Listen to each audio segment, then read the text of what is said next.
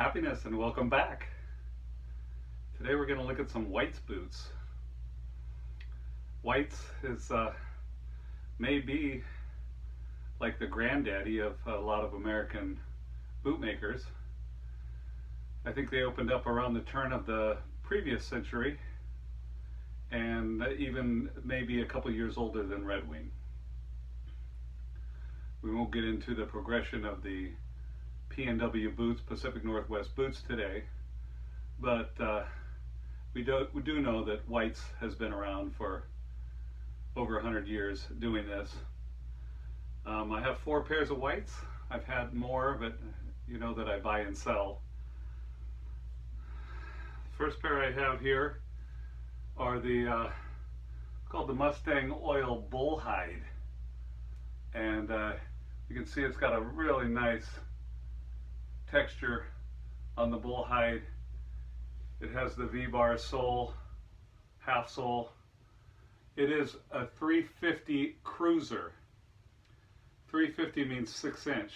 I had to ask the White's people what some of these boots are called, because with a lot of these Pacific Northwest companies, they use the same last for different boots, of course, and some of them are, have different names, but they're just a different variation.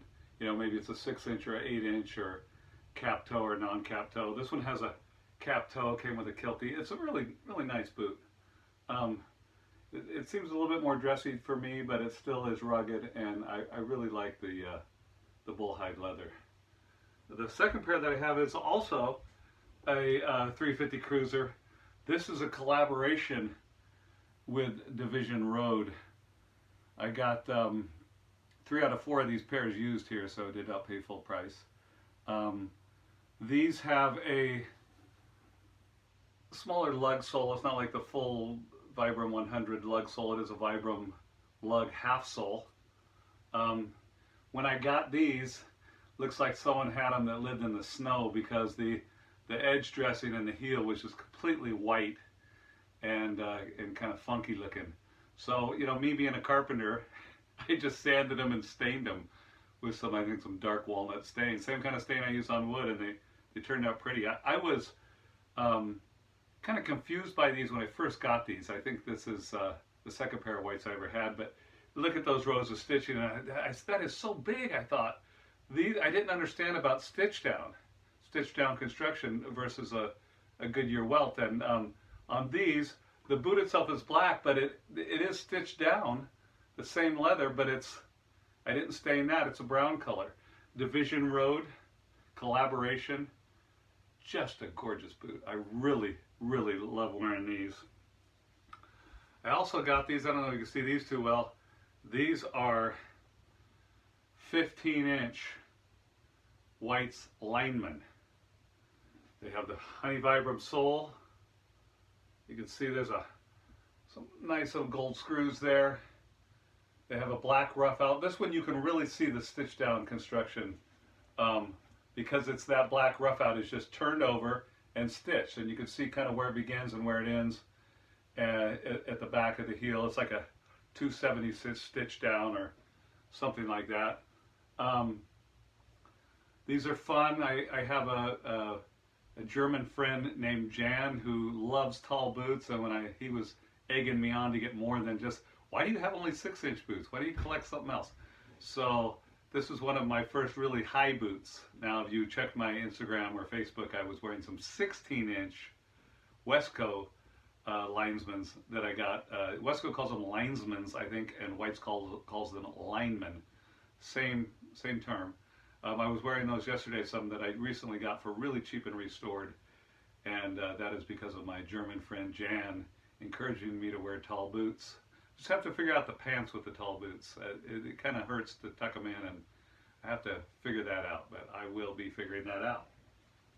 And the last pair are the White's Perry boot. I know that some guys have had some problems with the Perry boot. The Perry boot came out a year or so ago, and there were some quality control issues. What they did was they tried to make a boot that people can afford, that can't spend $500 or $600, and these are half that price. I love these. They remind me of the Red Wing Billy boot. They have a 360 Goodyear welted construction, and they're pretty lightweight. They're the wedge sole. I've worn them a number of times. Excuse me. They're in good shape. I haven't had any problem with them, but some of the guys, with a lot of these Pacific Northwest companies, these guys, and everywhere around the world where it's guys that are building these things by hand, there's going to be issues, there's going to be problems. In my carpentry, the reason that I do well is not because I'm free of mistakes, is that I fix my mistakes. And if the customer finds something that I don't catch, I surely fix it and don't charge them anymore and take care of that problem to my customer's satisfaction. And that's how they do well. So as far as I know, the gentleman who have had problems with the Perry's Whites has replaced them. So my pair, it was a really excellent pair, and I would just encourage you not to go online and trash these boot makers. I mean, these are small businesses. In the United States, small businesses are going away. Handmade items, people are complaining that things aren't made in the United States, they're made overseas. Well, it's because the people overseas still do it, and they can do it, and they can do it well. And so we still have companies making things in the United States by hand. And we're going to talk a little bit more about handmade items and heritage in a minute. But please reach out to your boot maker and let them correct the problems before you go online and start trashing them. I understand on some of these forums that, asking questions of other people, should I send it back, should I not? That is a thing. But if you paid, if $260 or whatever these cost is a lot of money for you, and it is a lot of money for a lot of people, it's out of range for a lot of people. If you are not satisfied, please reach out to your bootmaker and let them know. Because some of the things are simple. I know Nick's has videos on some of the things people ask about just to explain that that's a normal thing. But let them explain. Let them repair if it is a repairable problem. I love the Perrys. They remind me of the Red Wing Billy boots, which is, boy, that thing's going for $1,000 in some places now. It looks kind of like it. I like them. The Billy boot has a little knife pocket stitched on there. What I wanted to finish with today and to talk to you about is handmade items.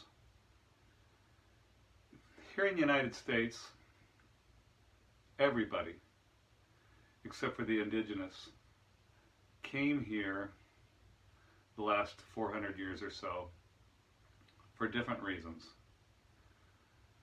The indigenous were greatly mistreated.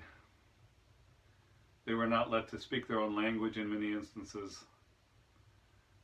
They were not allowed to have children in some instances. And here and all throughout the Americas, it's disgraceful, some of the things that happen to the indigenous peoples in the name of progress and prosperity.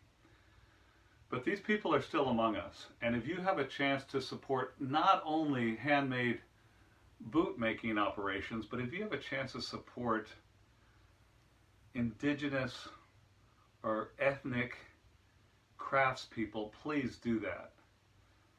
Those of you who know me know that I am into music and culture and art and anthropology, and so I collect many things like this right here, this beautiful antler knife. These kind of things aren't cheap. And the reason that they aren't cheap is because people don't know how to make them anymore. Because culture has been taken away from indigenous peoples of this world. And they've been treated badly, like subhuman. And so, in some cases, people that I know don't even want to teach their children their native tongue. And I think that's wrong. I don't think we should take those things, religion, even though it's not our own, language, though it's not our own, I don't think we should take those away from people. And if you are a person that is frustrated by people speaking their native tongue around you when you don't understand, please explain to them in your language that you're confused and you wish that they could speak to you, or you wish that you knew what they were talking about so you didn't become offended. And I think if you reach out in love, instead of just telling people, speak English, I think the world will be a better place. And because we need to encourage people. America, they taught us in school the great melting pot. My earliest ancestors came here in the mid-1620s. It was the fourth ship from London, England, and they came here to be able to practice the worship of their God in the way they wanted to. They came here so that they could have something, they could own something, a place where the system wasn't cast yet. There's still areas of the world that are struggling with that. People listening to this right now. You're born poor, you live poor. That's the way that it is. That's why they came here. That's why they're still coming here. So let's encourage them to bring the beautiful things of their culture, the art, the handmade items with them, and not to stop doing that. And let's support them by buying handmade items. Here's something made by some of the indigenous people of Chiapas, Mexico. It's just a beautiful little backpack, cowhide, cow fur. I love these things. I love leather. Heritage, meaning things that are passed down, is what these boots are. It's what we collect. It's what you're into probably if you're watching this video.